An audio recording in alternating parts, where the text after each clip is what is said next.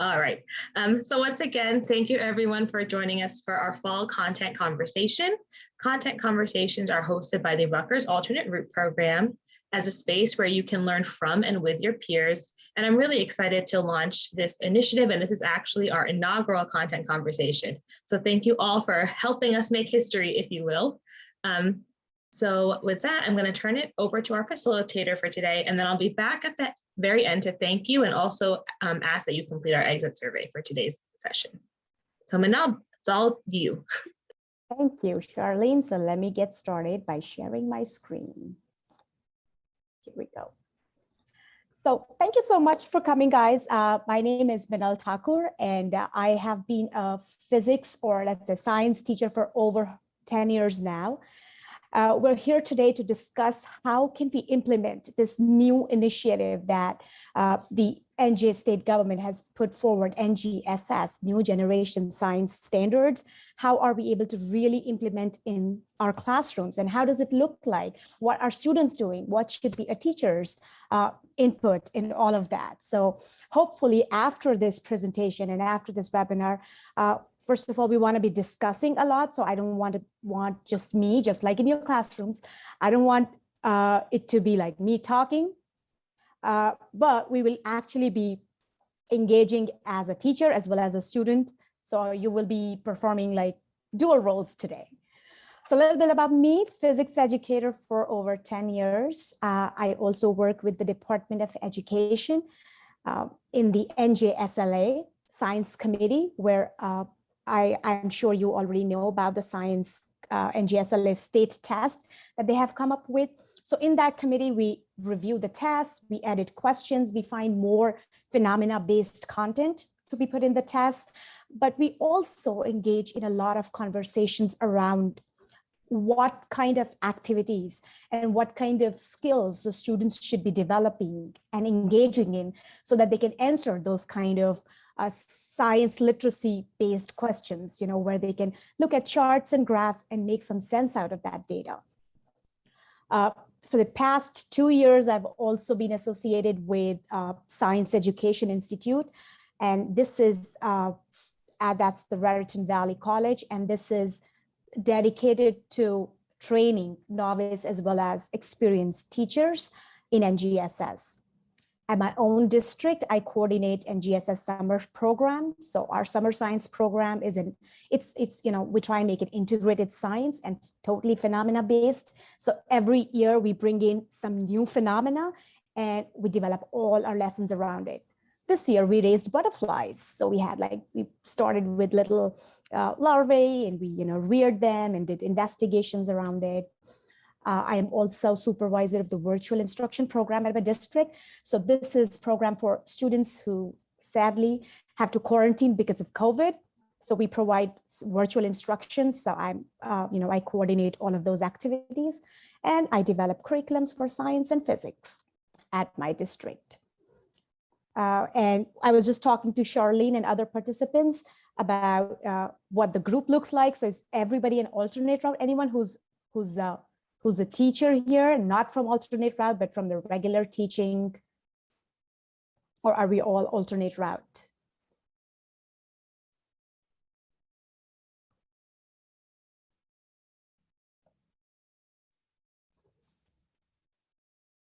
No responses? Okay. No one wants to talk. Okay. I'm guessing it's all alternate route. All right. I think so too, right? I think so. I think we got 4 or 5 responses, and that was like everyone was alternate route. Perfect, which is great. Like we were talking earlier, you already have experience and you were already an expert in a particular field, and you could bring all of that knowledge into your classroom, and kids really appreciate that. They really appreciate when you're able to present a real world scenario or some real part of your life into the classroom. And that is what NGSS is all about. So today what we're going to do is we are going to learn how to plan an NGSS lesson classroom, and particularly we'll see how it looks like in the classroom. What are the kind of activities students would be doing, and how do you decide that these activities are the best suited to explain any phenomena? And the basic structure, so basic structure of any of these lessons is gather, reason, communicate. Gather some information, try and reason out of that information, and then develop a strategy to communicate it to others. And finally, of course, if you're doing any kind of performance task, you need to be able to assess them for their understanding. So we'll talk about how we can use evidence-based reasoning for assessments. So this would be the focus of our planning today, our presentation today. What is NGSS? NGSS state put forward these three different components, which we generally target individually. So we have always been doing cross-cutting concepts in our class. We've always been doing science practices, and we've always been doing, of course, core ideas, which is the real science that we do in our classroom. But with NGSS, what we want to combine all of these practices together so that the students are not restricted to just, okay, today we will learn how to do slope of a graph. Everything is need-based. You combine them together so they realize that in order to be able to explain a particular phenomena, they need to learn this skill, or they need to investigate further, or they need to collect some data. So everything that students do, first of all, is student-led. Teacher does not tell them. So when we were a student, we used to be told, okay, do this lab to verify Newton's law. So we don't do that in NGSS. It's focused on just presenting a phenomena, and then students are trying to explore what kind of investigation they can develop to get some data for that or to explain that phenomena. So NGSS is all about combining all three of them. At the end, I will be sharing the link to this presentation, and you'll see there are links to the resources that I've used in creating this presentation. So you can go over to those resources, and there's a wealth of resources, but so little structure. There's so many documentations, and there's just so much science behind it, but nowhere they tell you how to really implement it. So that's what we're going to do today. So talking about all three components of NGSS, cross-cutting concepts are, these enable students to explore connections between all domains of science, but also other content areas. So connections, cross-cutting concepts are really across the board: math, social science, ELA. These are the kind of things that are being asked, that we ask students to ponder upon or to think about in all content areas. And what are these cross-cutting concepts? Patterns. So look outside. Today looks cloudy. Yesterday it wasn't. Are there any patterns? Is there any cause and effect to this phenomena? Is there any proportion? Is the proportion of humidity deciding what it's going to look like outside? Systems and models, energy and matter, structure and function plays a lot of importance in biology, especially in stability and change. So what variables do we change that will result in a more stable or a less stable system? So these 7 cross-cutting concepts have been identified by the state that we need to, or we should be talking about in our classrooms. Next is our science practices. And science practices, what we do in our classroom, labs, things that scientists need to do or engineers need to do to explain a phenomena or build a design.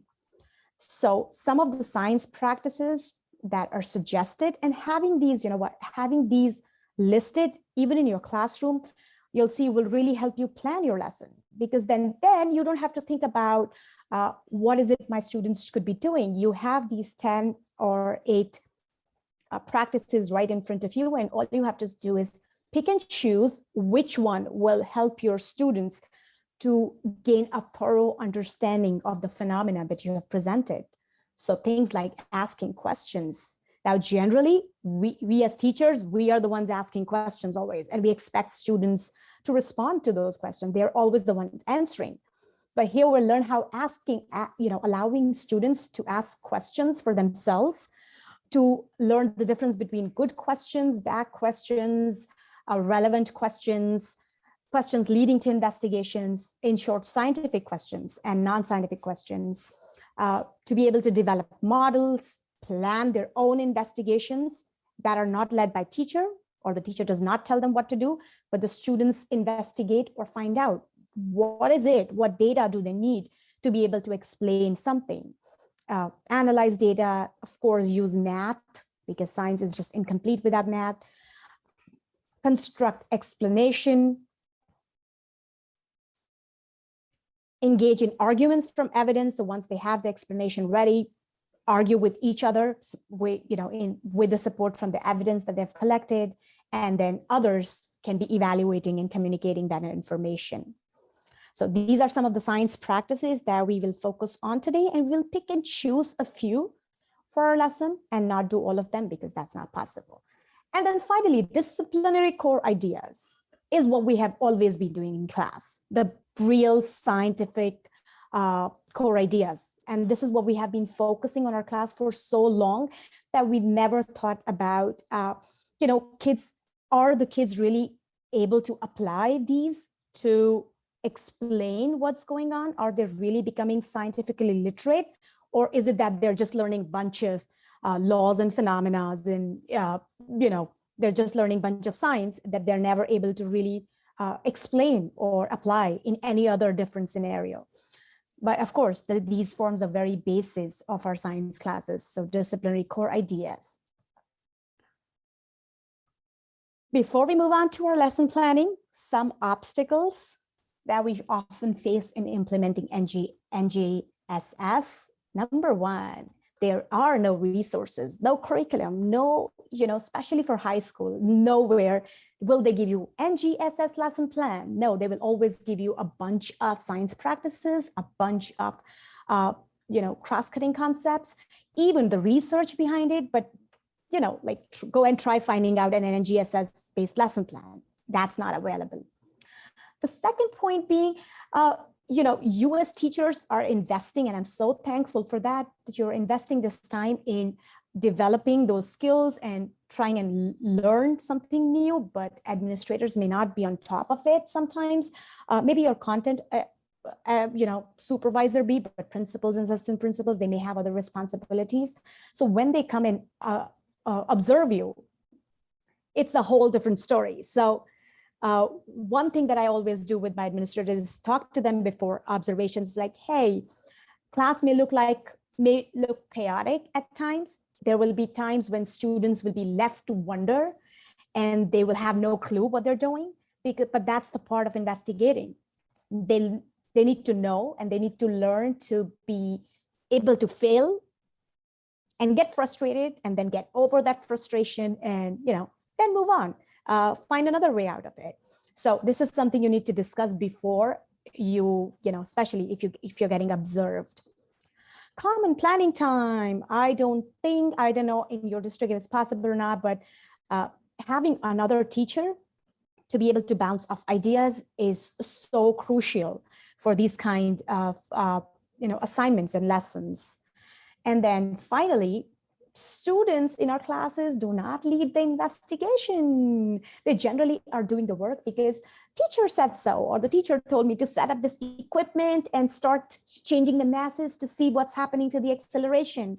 So it's always what the teacher told me to, whereas NGSS is the reverse of that. So we are just presenting students with a phenomena, something that they should find interesting, and we'll talk about that. That phenomena cannot be something that just not grade level appropriate and not up to their interest, but then they should be leading all of the investigations, of course, from the support from the teacher.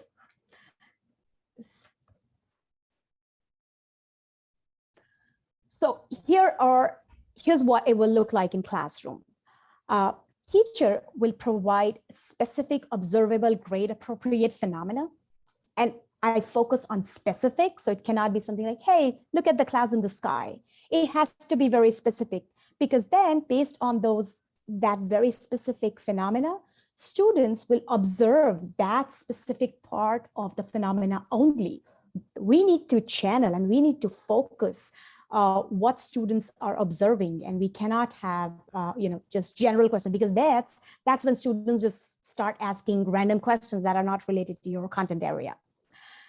The next role of the teacher would be to tell students exactly what to observe And then students ask questions on the specific aspect of that phenomena. That's when they start asking questions on, okay, why? What is happening? Is there any pattern to it? Do we change any variable and the other, does it result in something else? Does the system become more stable or unstable? And these are very technical terms that I'm saying. So obviously students will not be able to come up with these terms on their own. And that's when the teacher comes in. So you'll see NGSS is very, student-led, but with a lot of support from the teacher. So the teacher should provide a list of cross-cutting concepts. So provide a list, and not all of them, just the ones you want them, just the ones that are relevant to your phenomena. So maybe you want us today talk about proportionality. What happens if you increase the concentration of sugar in water? So you only want to talk about proportionality or relationship. So you can focus their attention on just this. So, just talk about proportion of concentration and ask questions on that. The teacher leads, supports, or discuss the investigation. And based on their questions, now the teacher can help select one or two, the most relevant questions that will help them to explain the phenomena. Based on that, the students will derive their own hypothesis, again, based on the cross-cutting concept that you have chosen for them. So if you have chosen that we're going to talk about how changing your average speed affects the time it takes you to reach a particular distance, they can create hypotheses around those cross-cutting concepts, right? So you develop a structure for the kids, and kids work within that structure, but create their own hypothesis. And the thing about this is, then the entire class is not working on the same investigation, right? Because everyone's or every team's hypothesis would be different. So they would all have their own hypothesis. They will have their own way of developing investigations. So not everyone is doing the same thing. So then that kind of creates another opportunity for discussion at the end of the lesson where everyone can be presenting their work. Next role of the teacher would be to provide opportunity to present data. So whatever investigation they have decided, they would present data as an evidence to support or refute the claim, and student will use that data to refute the claim. Finally, teacher will assess them based on evidence, and the students will use the assessment as a reason to grow or to learn what they are lacking in and what they should be working on, right? So you see, like students and teachers are kind of working together. The teacher is providing the framework or the box within which the students should be working. But within that box, the students are free to explore, to create their own investigations, come up with their own hypotheses. So here we go. So this is going to be our lesson for today, tardy students, and we're going to work in this fashion. So we're going to start with gathering some information that we will reason out of or gather information, and then we will learn how we can communicate our information to our peers. So here is our phenomena. So step one, present a specific phenomena. Tardy students, look at the amount of detail that I'm presenting in my phenomena. We could just say, some students are always reporting late to the class. And if that is your phenomena, students have nothing to go with. They don't know what questions to ask. But when you start giving them detailed and very, very relevant to their life phenomena, they will be interested in. So look at the amount of detail. In our school, students are supposed to report to their homeroom class within 5 minutes from the first bell. 8:20 a.m., students are dispersed from the auditorium. 8:25 a.m., the principal announces that students will get a late pass if they're not in the class. Now, some students always report late to the homeroom class. Time taken by these students is always greater than those who reach the class on time, even though the students are coming from the same location, from auditorium to my class. These students complain that the time allowed for them to reach my class is not enough. Now, I'm very proud of this lesson because this was a lesson developed by my students. So we actually had this situation. We had an announcement being made by our principal, and the students started complaining, and then we came up with the whole investigation. Hey, you know what? If you are complaining about it, that the time allowed is not enough, let us find out if the time allowed is not enough. So we kind of developed this with our students. So the very first thing to focus on is the amount of description or the amount of details that are needed with the phenomena. The student needs to have a whole picture of what we're trying to say. So looking at that, can somebody, maybe in the chat, you want to write down, how is this different from just saying some students are always late to the class? How is presenting the phenomena this way different, and how is it going to help students to really start understanding or start thinking what physical quantities we're talking about? You could unmute yourself, or you can put that in the chat. So I'll share a little bit. It definitely gives context for what is happening. Yeah, like, yep. Right? Yeah, and I know, I mean, if you just tell kids, okay, some students are always late, that's a phenomenon. They don't know what to think, where to think. But here, when you present these kind of details, I mean, I want you to notice, you see, there are times, 5 minutes, start time, end time. You know, you're talking about distance from auditorium to class. So you have already started giving them some hints on where to go, what to think. So this situation is not about a student's, you know, okay, this is the way I walk. It's more geared towards, okay, time and distance and speed. So you've already started giving them some hints. So that's what, you know, what will the students begin to think here? They already have so much information regarding time and distance and speed. So at least you have channelized their focus towards these physical quantities, as opposed to giving something very general and then they don't know what to think about. Next role as a teacher would be for you to have your explanation ready. So once you have given the phenomena, you should have, this is not for students, this is for teachers. So teachers should know in their mind, I want to focus today on average speed. I want my students to know that average speed depends on how much time you're taking to cover each distance. If you take more time on the first floor, then maybe rush through the second floor, and then take more time on the third floor, your overall average speed would be less. You would slow down. And then I want them to know that, you know, I want them to think about this relation, time is distance over average speed. So time would depend on what is your average speed throughout whatever distance you're traveling. So having this in mind helps you now to structure your lesson and to find out, you know, which activities will work best for me. So target explanation is, you know, something that should go in your lesson plan. Okay, so going from step 1, which was presenting a phenomena, to step 2. Now you plan your DCIs. What is the science content you're working with, which cross-cutting concepts you want to focus on, and which science practices do you focus on today? Because we're not going to do all 8 of them in one lesson. So target disciplinary core idea from this lesson is average speed and time and distance. So this whole relation between speed, distance, and time, that's my target DCI. Now, the way DCIs are arranged in NGSS, you will never find this DCI listed there.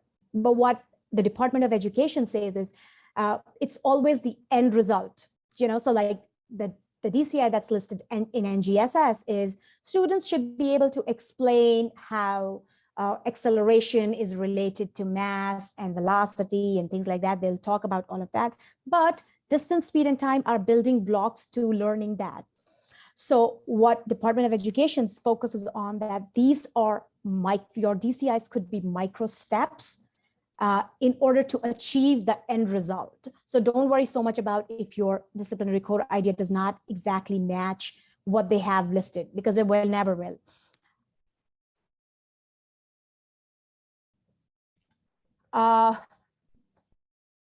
Again, you know, how not getting too focused on the DCIs by the state help you to structure lessons? Again, because, you know, like I said, Those are the endpoints. So those are what the student will be able to do at the end of every micro step or the mini step that you have already taken. So today, for them to be able to explain why some students are always tardy and some are time, I'm going to focus on just these four. I'm going to ask my students to ask questions on that phenomena, plan their investigation, use some math, that is, use that formula, and then use the numbers to give me some argument of why they are always late. So I have chosen my 4 science practices. So any phenomena that you have to kind of, oh, do I want my students to do models today, or do I want them to interpret data? Different lessons can have different focus, and that's totally up to you. You decide what you want. And cross-cutting concept that I want to focus today is cause and effect. So what causes them to be late? What is the cause? What is the effect? And scale and quantity and proportion. So when I change my average speed, how does that change the time? So what is that relation? So I'm going to focus on just these 2 cross-cutting concepts. So once again, before we actually begin, review the phenomena. Students are late. I have given them the start time. I have given them the end time. I've given them the distance is the same. Everyone is coming from auditorium to my class. And here we go. So the first task would be to gather information. So now I would want you guys to put on your student hat. So think as if you are a student. Charlene, can you put that link to the Jamboard in the chat? And if all of you could join that link, click on that link and join the Jamboard.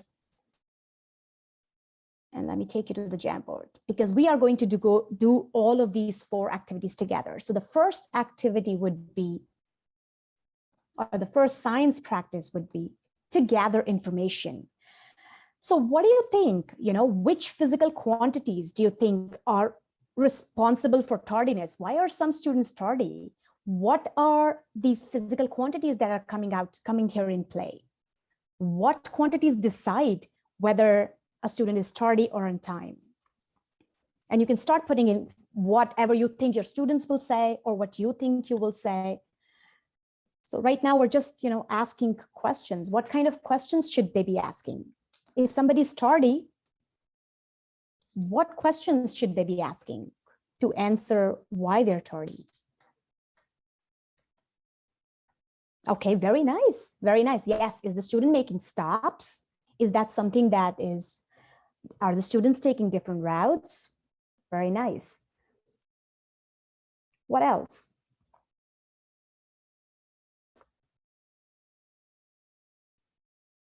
So if the student is making stops, what does that change about the student? A student that makes stops and a student who comes straight to my class, what is it that is changing? Okay, some students walking slowly? Very nice. So slowly. So when we say slowly, what do we mean? Which physical quantity? And this is when, you can, if the kids are not able to come up with their own words or they don't know what physical quantity mean, this is when you can start talking about, okay, so what does walking slowly or walking fast mean? And they can know, hey, it means speed. So, all right, so today we're talking about speed, right? We want to focus on what is the speed that's, of students. Are they walking alone or with friends? So if they're walking with friends, what changes? How does it change anything? If they're walking with friends, what happens? Maybe they spend too much time talking, so they're wasting time. So here we're talking about time. You see how their questions can lead the investigation to start talking about or talking in terms of physical quantities. Do students take different routes? So now this is a good question because we can go back to the phenomena. So what does the phenomena say? Does the phenomena tell you that they take different routes? No, phenomena said they're all coming from the auditorium to the class around the same distance. Or we can, and if it's not specifically mentioned, that's when you can clarify. Time can change, distance can change, very nice, right? So these physical quantities can change depending on what? So what do you think, depending on, right? So you're kind of, and we are talking about distance too. Are they taking different routes? Distances can change. So we are talking a lot about distance. If they are making stops, they're talking about speed, and they're also talking about time. Some students walking slowly.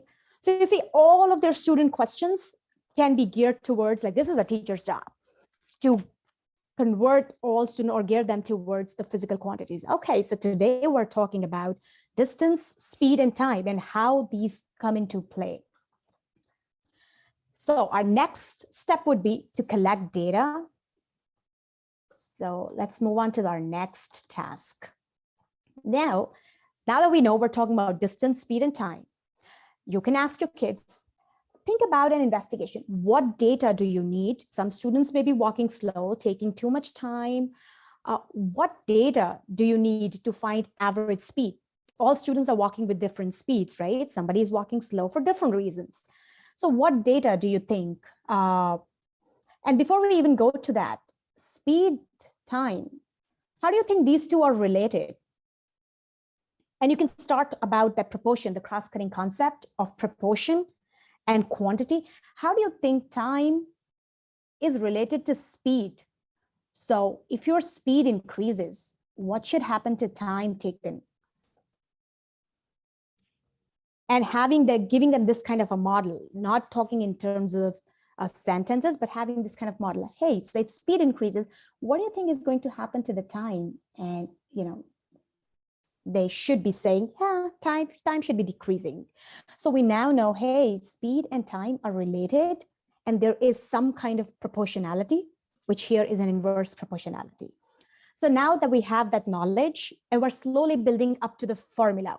The teacher hasn't presented the formula or hasn't given away the distance, speed, and time relation and asked them to solve questions, but they're kind of thinking about a problem and coming up with their own formula. They're kind of developing their own understanding of the formula. So now, what more data do you need to find average speed? So if you want to find somebody's speed, what else do you need to know? You need to know what time, what else? How do we know speed? How do we know someone's walking faster or slower? So what do you think you'll write? If you had to figure out, what is somebody's speed, or why people have different speeds, what will you start noticing about their motion?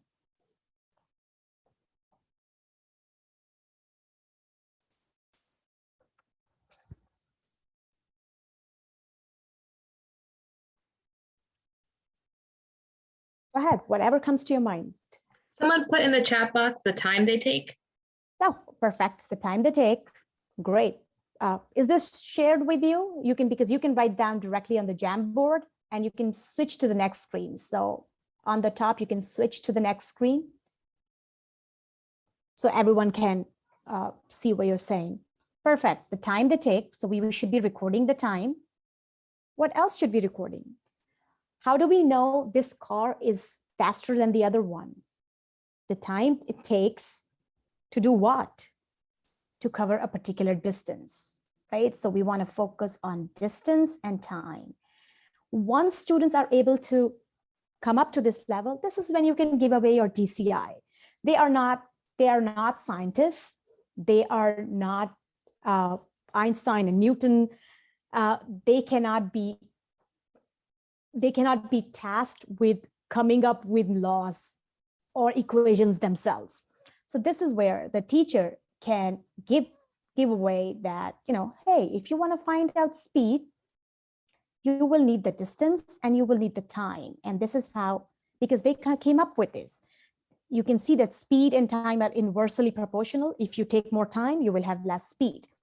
If you have more distance, if you have to cover more distance for a particular time, you will have to have a particular speed, or your speed will have to be multiplied with your time, because more the distance, more time you will take, and so on. And then we can talk about how you can rearrange the equations to get different variables, but this is where your lecture technique will come in. So somebody just posted time associated with each student, right? So I see a lot of us are able to focus on time, and we're not really able to think about distance. So that's perfectly okay. That's where the teacher comes in. We're leading their investigation. Now that we have developed some questions, we have got into, okay, these are the physical quantities we're working with, we can start to plan investigation. Okay, so how can you obtain a range of average speed for students now? Watch now, if you know this equation, if you know speed is distance over time, how can you find different average speeds for students? I have 5 different students in my class. Will you be able to find their average speed? And then students go ahead and they should be in their class, they should be doing that. They should be finding average speed for 5 different students. And how do they do that? You talk through them, you know, each team can be given 10 minutes, 15 minutes to decide, discuss, and talk about, hey, how do you practically, physically do this? And how do you present this in your data table? So my students, for example, they were able to, after discussion, they were able to come to a conclusion that, hey, so distance over time, which means we can have a particular distance going from A to B, and I can have 5 students travel that distance. I'll record the time and we'll see what each one's average speed is. And you ask them to present their data or arrange their data in form of a data table. How would they want it to be arranged? So a sample student response would be to, so I have my distance, I have my time, and I will be able to find my speed, whatever distance they want, whatever time for each, and then they calculate their speed. This may not be very intuitive for students initially, but with discussion, every time you plan a lesson where you let them decide, it will get easier for you, it will get easier for the kids. The main point here being, you do not give this data table to students and you don't tell them that, okay, go. And every student should travel from one corner of my room to the other corner of my room and record the time. You are not telling them this. This is something they should be able to come up on their own, realizing that, hey, if I need to find speed, I need these 2 things. And how do I collect that data? Finally, once they have their data table, you could be asking them to use the equation. So here, that's where our mathematical formulas come into effect. Use the equation that you've already presented and find out how these different average speeds that they've calculated for 5 different kids, how does that affect or change the time it takes for each student to reach your class? So here, you have already provided them with the DCI. This is equation that you could give them. You could specifically say, hey, now I want you to use time equals distance over average speed to figure out how different average speeds that you have calculated for 5 different kids, how does that change the time? And they look at their data, they look at their 5 different average speeds, calculate time for each one of them, and then see how time differs for each of the students. And then they start reasoning based on that. So let's go back to this. And Charlene, can you put in the student work link in the chat, please? And I'll display this right here.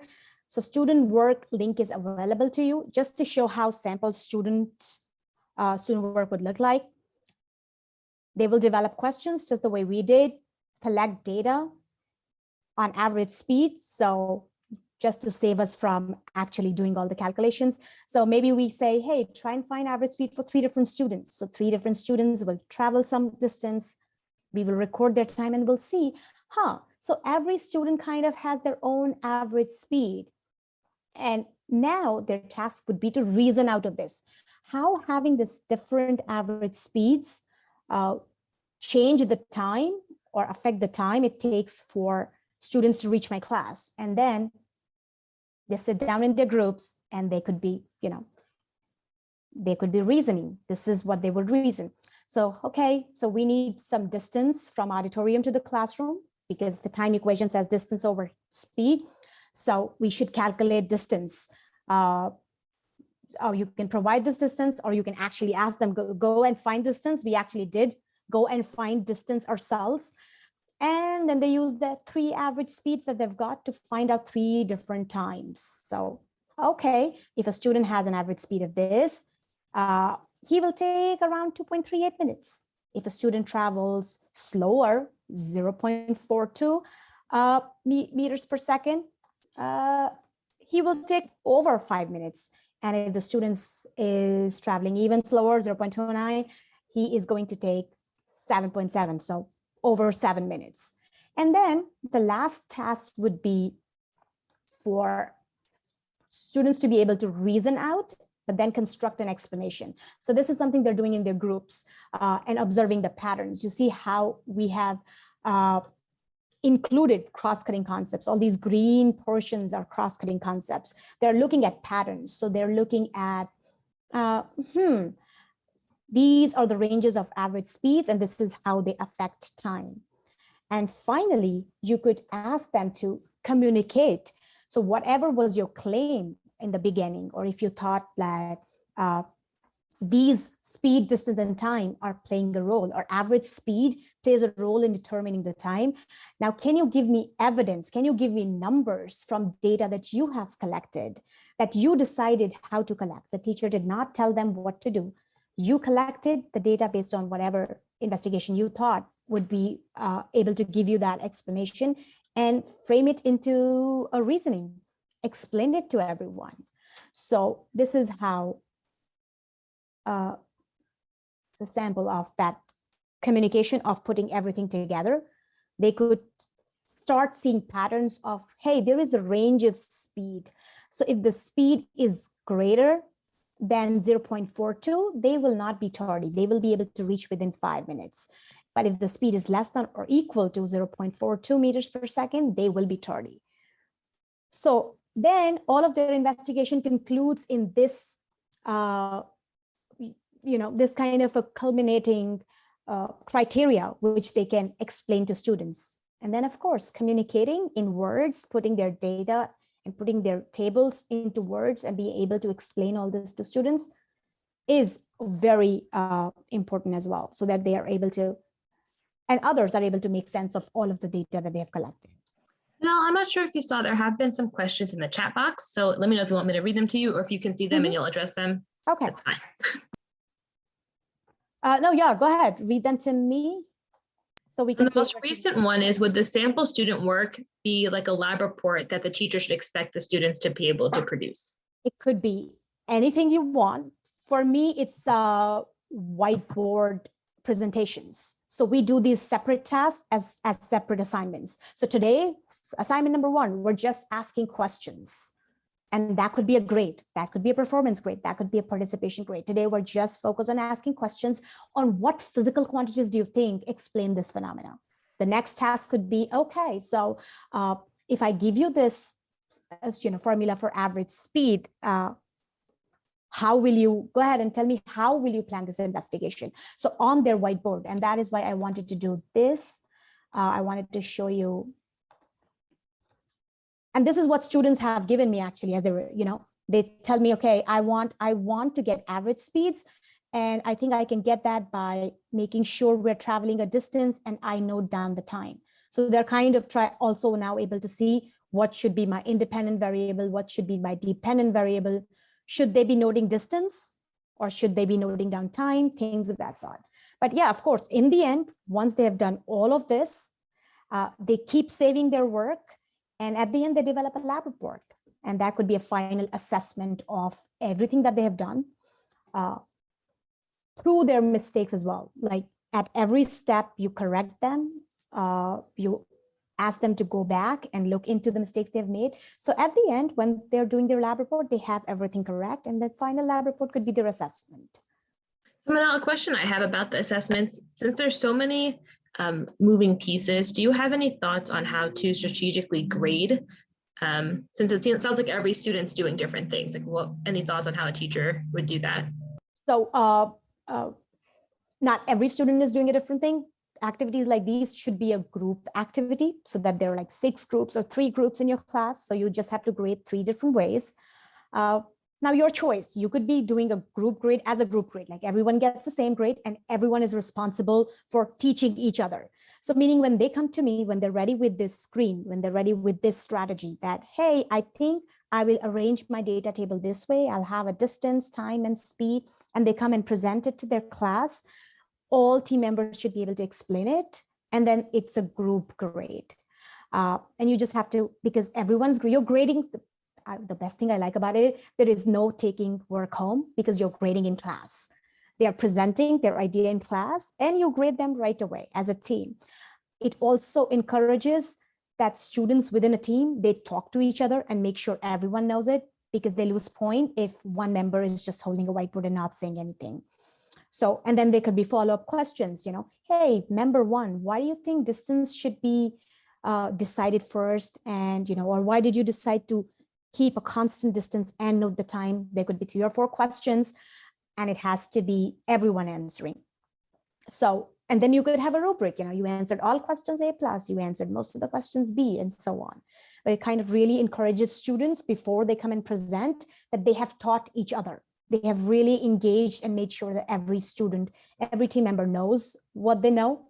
Another way of assessing would be they all do their presentation, and right after that, quick 3 multiple choice questions.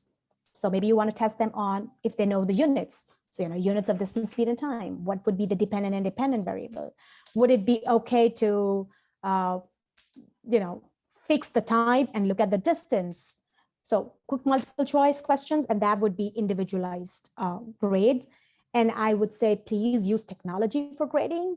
No one should be sitting down with papers in this time of technology and grading work. Everyone should be using automated grading, so many LMS. Like I don't do any grading now.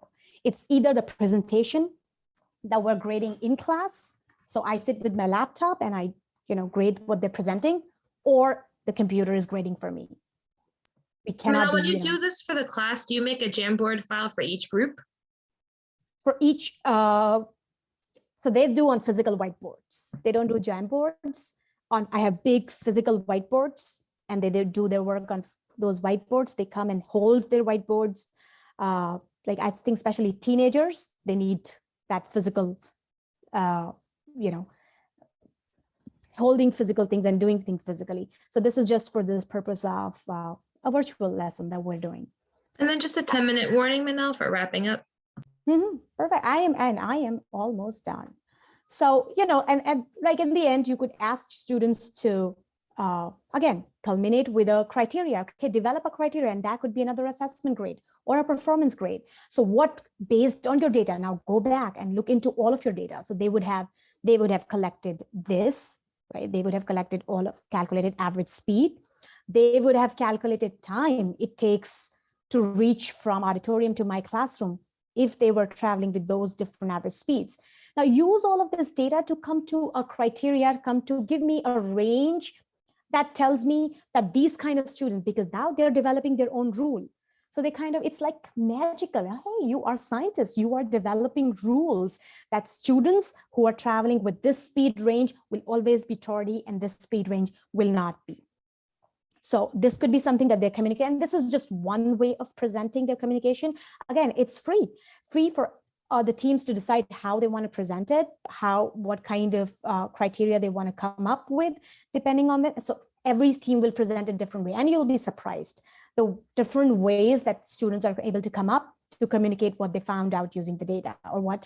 And of course, some teams will get it totally wrong. Some of them will get it absolutely right. And this is great too, because you are presenting everything to the class. So kids learn more from each other than just a teacher doing, hey, let's do speed equals distance over time. Here are some problems. And then let's just, because this really forces them to, think about how these physical variables or physical quantities can be manipulated to explain a phenomenon. And finally, your assessment could be correct use of data. Have they used the data correctly to explain the phenomena? Did they realize that they needed to have the distance between the auditorium and the class teacher to be able to find the time. Did they use the correct formula? Did they use the correct units? Were they able to explain their investigation, or was it more teachers' input? And then at the end, there could be a formal lab report. There could be a formal multiple choice questions on speed, time, and the equation. Before I end, although you will have all of this information, I will share this PowerPoint with you, but these are 3 resources which I use to get these kind of phenomena. These have very, little phenomena. It doesn't have to be something big. Little phenomena that you can go over and your class can have investigations around it. Then the state also has NGSS lesson screener rubric, equip rubric. So they have particular check boxes where you can see if the lesson that you've planned, does it include all 3 components? Does it include a DCI? Are you using science practices? Are you using cross-cutting concepts? And are these kind of activities leading to a self-investigative kind of lesson, or is it more teacher-focused? And here are the resources for you. So these are the links to the lesson plan, the student work that I just showed you, and the Jamboard discussion. So let me quickly take you to the lesson plan as well. This is how a teacher would plan their own lesson. You will develop a phenomena, which is, again, detailed, grade relevant. You will, in your mind, you will have a target explanation so that you have clarity what you want your students to focus on, and you will constantly be gearing their attention towards those physical quantities. You would know your target DCI. So for me, my target DCI here was speed equation. I wanted them to think about that. And then gather information. Select the science practices that you think will be helpful to them to gather information about, about the phenomena that helps them explain the phenomena.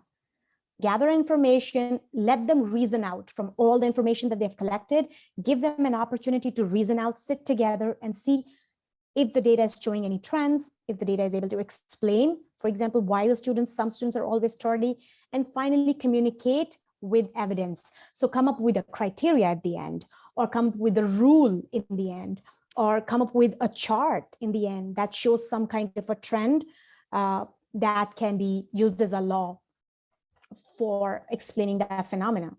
And then assessment, of course, open and subject to whatever teacher feels is important to assess. And then that can be used obviously further for your next NGSS lesson.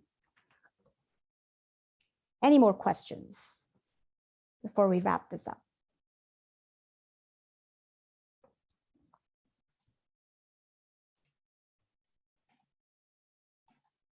And Minal, yes, the presentation will be shared. Everything that I've used, I'll be sharing that with Charlene. And Charlene, I think you'll take care of sending it out to the participants. Yeah, and are you comfortable sharing your email address too with the attendees? Yeah, okay, absolutely. I'm going to put that. In fact, I love having these kind of conversations, and that's what we do. All these teacher leader organizations that have, all the teachers are sharing their lesson plan ideas. So I have like a host of lessons that are they're planning, they're in the planning stages, in process, but then teachers keep on, like we have created a community and teachers keep on building on each other's lessons, and which is great. That's great. So, we could get started with that as well in your class. And that's why I say having a common group planning time is so essential to be able to do this. And you'll fail initially. Like I remember my first lesson when I did this, I had to tell my students every single thing. I had to tell them to go, okay, now you go and find distance. But then with practice, you get better. The students get a feel of, okay, this is how we should be thinking, and they get better as well. And by the end of the year, like after your first year, you kind of so magically start developing these lessons, and students just magically start thinking for themselves. It just happens. Well, Minal, thank you so much. I'm going to ask that everyone join me in thanking Minal for facilitating our first ever content conversation. Thank you so much. Thank you so much for having me, and thank you everyone taking time out to learn this and to participate in this. And with that, I did put a link in the chat box to our exit survey. I would really appreciate it if you could complete that. That survey will not only help us inform our future content conversations, but I will be sharing that feedback directly with the presenter. So that would be an opportunity for her to grow and learn as well. So I'm going to put it one more time in the chat box. And I would like to share, I will be selecting one of the survey completers at random to get something in the mail. So if you do the survey, I'll reach out to you with a follow-up and then getting your address if you were selected to win. So with that, thank you everyone for participating in today's content conversation. Just to recap, the recording will be shared, the slides will be shared, as well as any of the reference material provided. And I invite you all to enjoy the rest of your evening. Thank you for attending.